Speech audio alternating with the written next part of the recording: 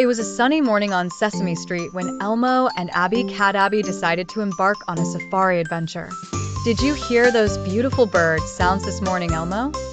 Abby asked, her wings fluttering with excitement. "Yes." "Let's go find out where they come from," replied Elmo eagerly, clapping his hands.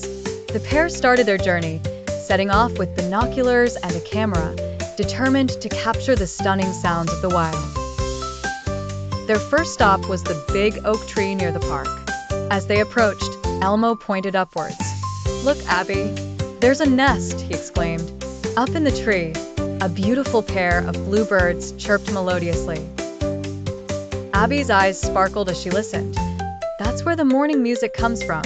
They sound so happy. Captivated by the tunes, they continued their safari deeper into the neighborhood, coming across Oscar the Grouch. "Hey, adventurers, what are you two up to?" Oscar asked gruffly. "We're exploring all the amazing sounds of the wild in Sesame Street," Abby explained. Oscar smirked. "You should hear the sounds from under the trash can. They're wild, all right." He chuckled, dragging his trash can behind him with a little squeaky noise. As they ventured further, they heard the distant roar from around the corner. It was Big Bird, practicing his lion roar for the upcoming animal sound show.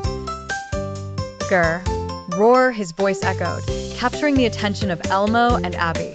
"Wow, Big Bird, your roar is fantastic. It sounds like a real lion," Elmo complimented, taking notes for their safari findings. Excited to discover more sounds, they eventually ended up near the community garden.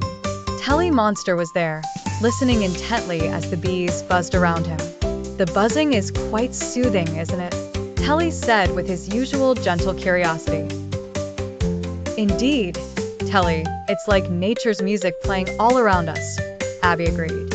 As the day came to a close, the duo returned to their starting point, reflecting on the symphony of urban wildlife they'd encountered. "Who knew our street had such amazing sounds, right, Abby?" Elmo said. "Absolutely, Elmo. We should do this every week," Abby suggested with a smile.